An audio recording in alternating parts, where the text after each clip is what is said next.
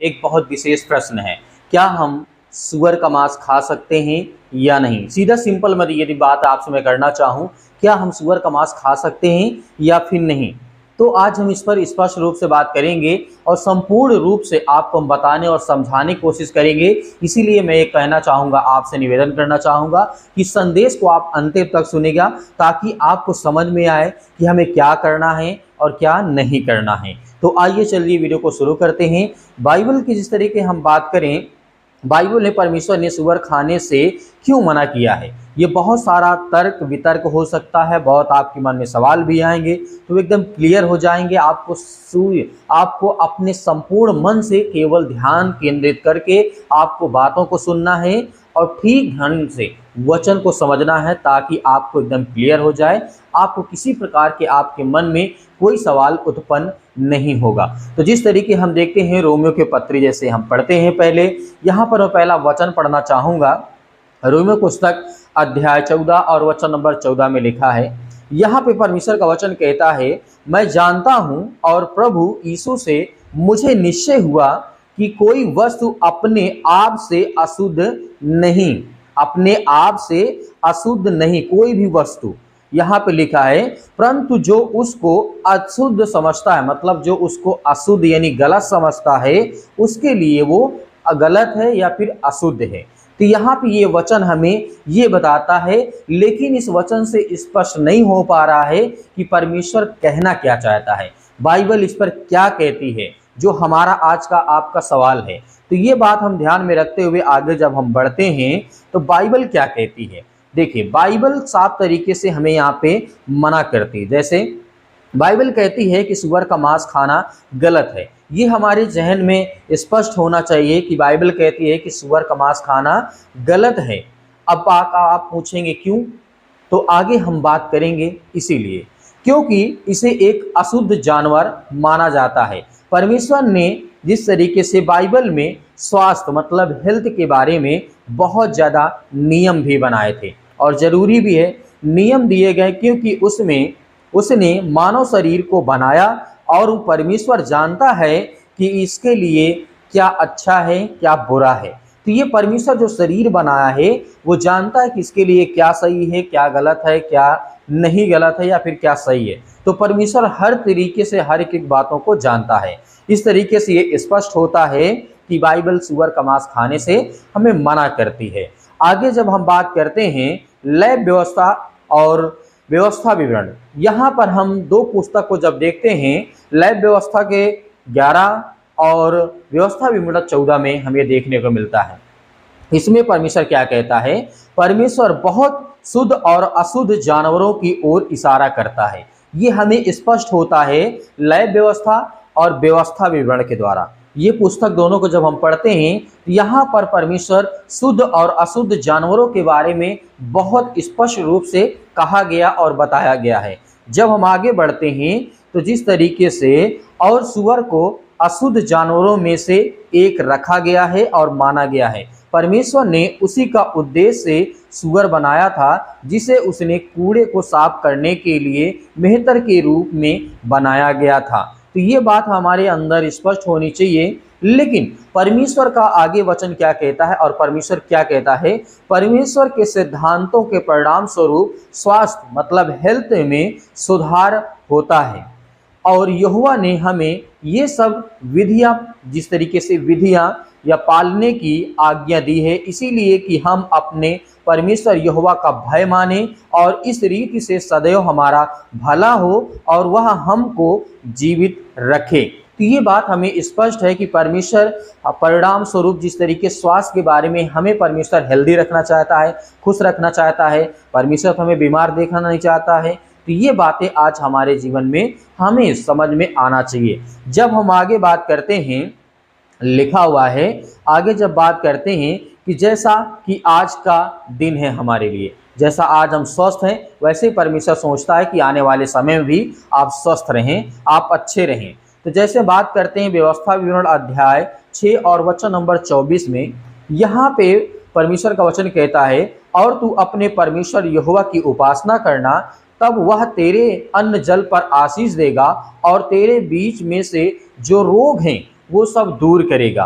तो ये बातों को हम पढ़ सकते हैं व्यवस्था विवरण में और निर्गमन के पुस्तक में। तो ये बातें हमें देखने को और जानने की मिलती हैं। और बाइबल कहती है कि जो कोई भी सूअर के मांस और अन्य अशुद्ध चीज़ों को खाता है, जो एक घड़ा है, वह प्रभु के पास आने पर नष्ट हो जाएगा।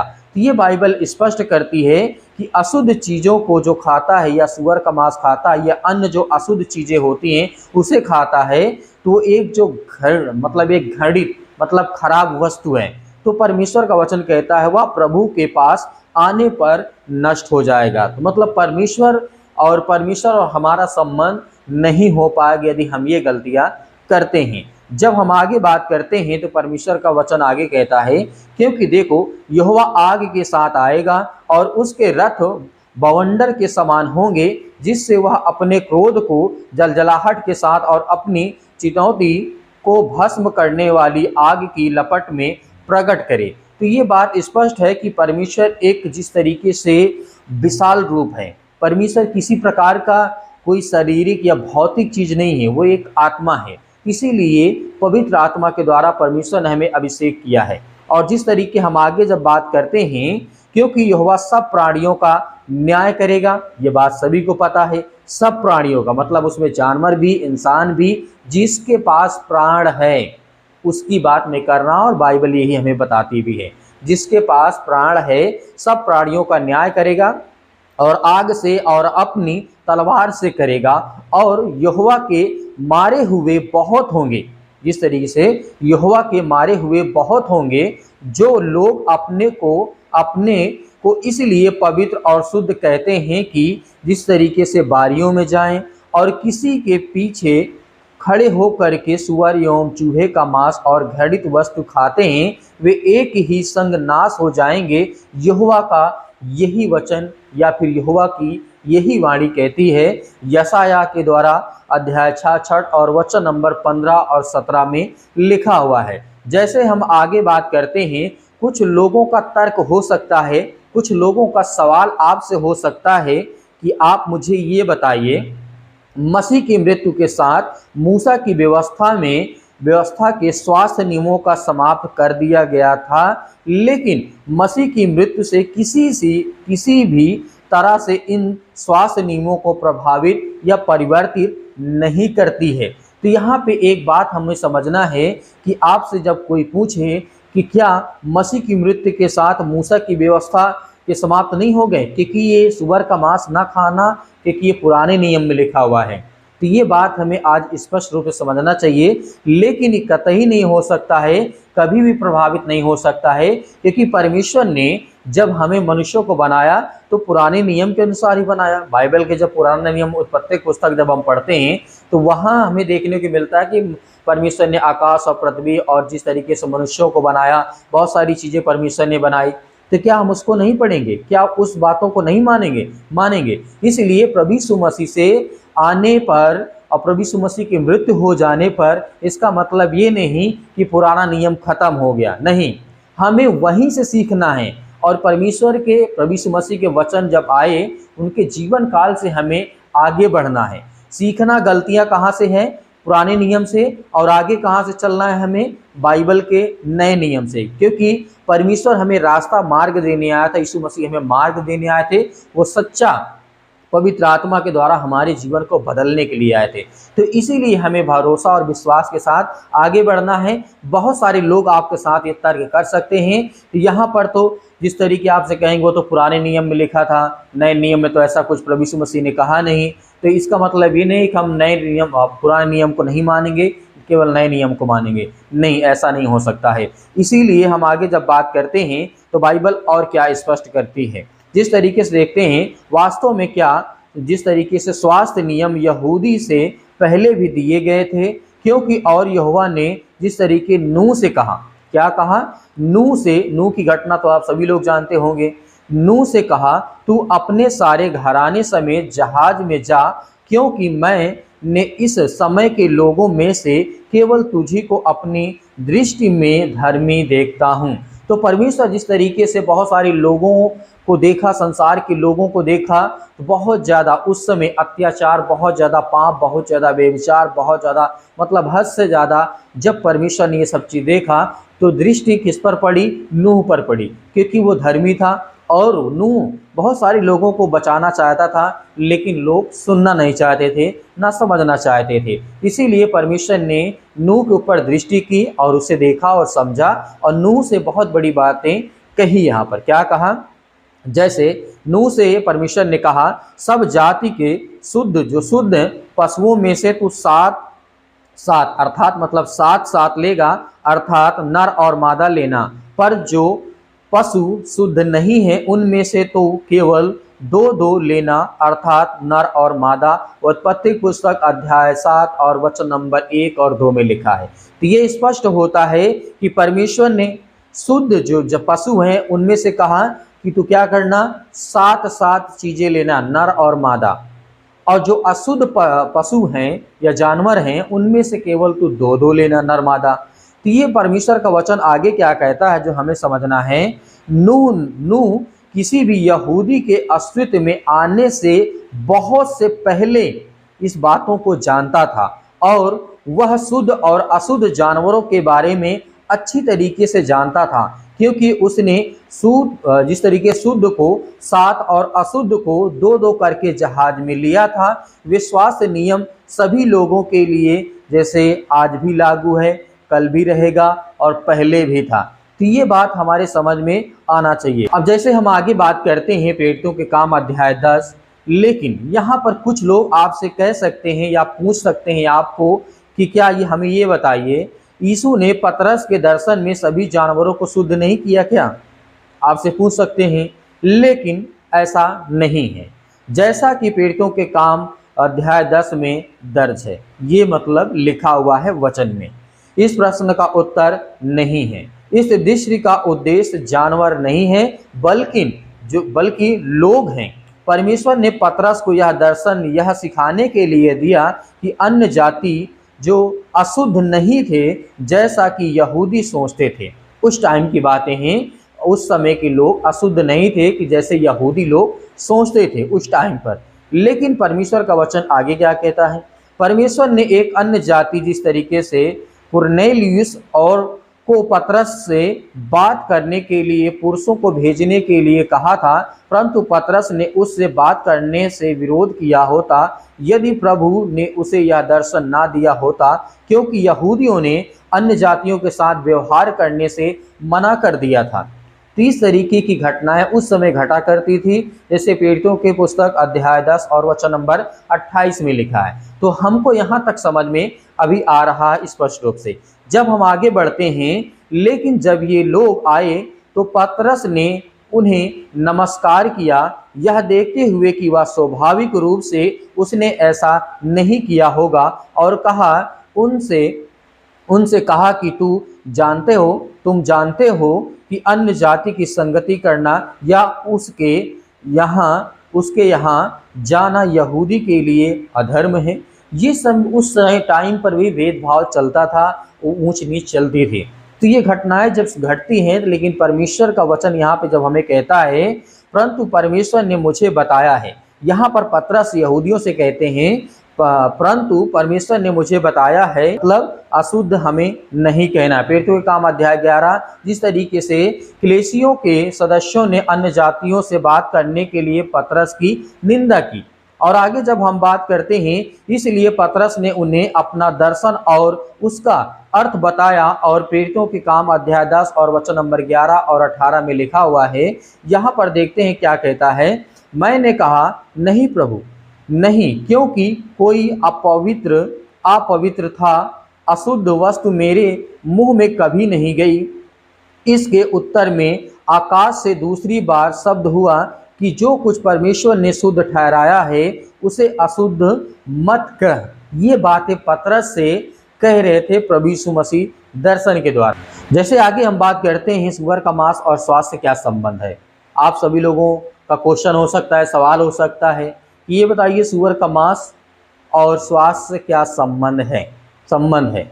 जैसे मैंने अभी आपको बताया पवित्र आत्मा के द्वारा किस तरीके से परमेश्वर मना करता है। और आगे जब बात करते हैं सूअरों को जिस तरीके से फार्म का जिस तरीके कूड़ा करकट और कचरा खत्म करने के लिए माना जाता है या समझा जाता है, और अक्सर वे सचमुच जो कुछ भी पाते हैं वो खा लेते हैं, जो भी कुछ पड़ा होता है उसे खा लेते हैं।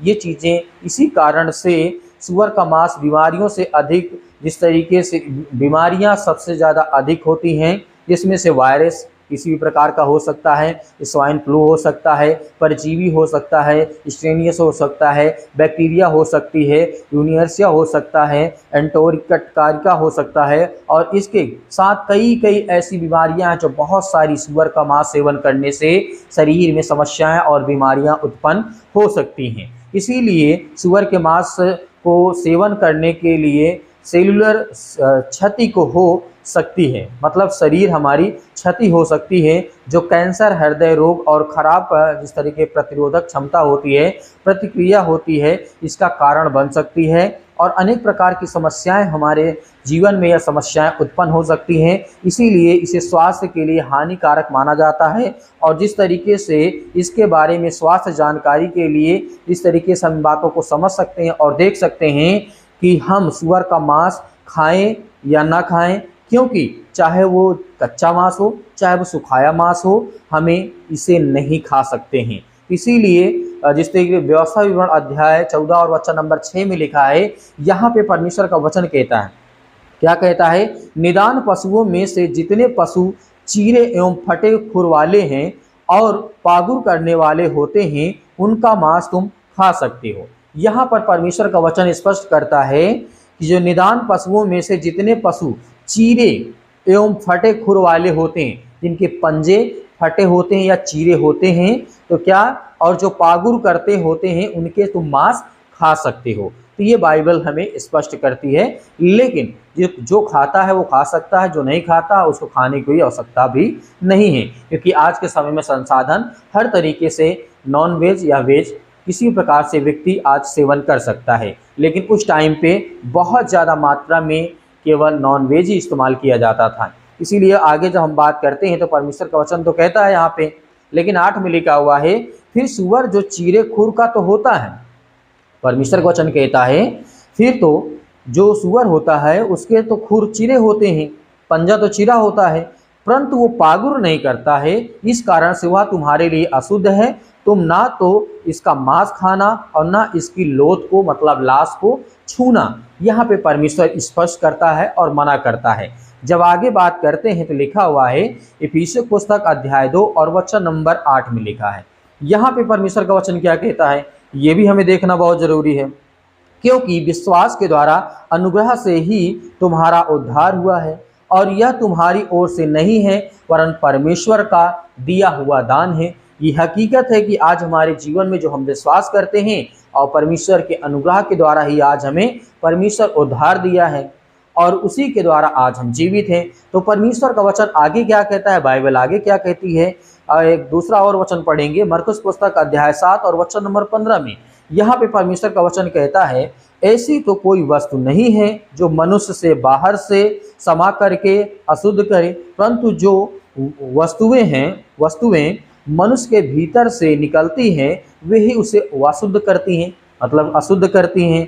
ऐसी तो कोई वस्तु नहीं कि बाहर से आकर के हमारे अंदर समा जाएगी तो हम क्या हो जाएंगे, अशुद्ध हो जाएंगे, नहीं, परंतु जो वस्तुएं मनुष्य के भीतर से निकलती हैं, मतलब हमारे ही अंदर गलत सोच है, गलत थिंकिंग है, गलत विचार हैं, तो वो हमें खुद, परमेश्वर का वचन कहता है, तुम्हारे अंदर से जो निकलता है वो तुम्हें अशुद्ध करता है। जिस तरीके से आगे हम बात करते हैं, गलातिया पुस्तक अध्याय 3 और वचन नंबर 28 में लिखा हुआ है, अब ना तो कोई यहूदी रहा, अब ना तो कोई यूनानी रहा, अब ना कोई दास रहा, ना कोई अब गुलाम रहा, और ना किसी प्रकार की जो आज समस्या जो पहले थी, दास प्रथा थी, बहुत सारी चीज़ें थी, तो प्रभु यीशु मसीह में सब एक हैं। आज नर हो या नारी हो, पशु हो या जानवर हो या पक्षी हो या कुछ भी हो, सब कुछ प्रभु यीशु मसीह में एक हैं। अब यहाँ पे सवाल निकल के आता है कि इतनी बड़ी बातें तो हमने कर लिया, इतनी बहुत बड़ी चर्चाएं भी कर ली, वचन को भी पढ़ा, कुछ सीखा भी, कुछ समझा भी, लेकिन हमारे समझ में अब भी नहीं आया।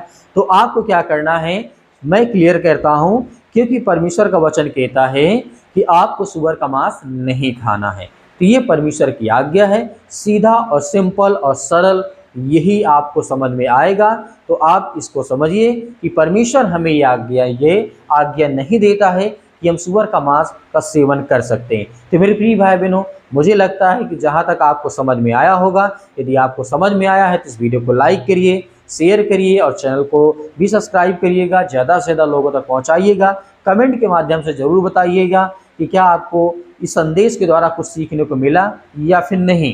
तो परमेश्वर आपके परिवार को बहुत सारी आशीष दे। मिलते हैं नेक्स्ट वीडियो में। God bless you all of you. Thank you.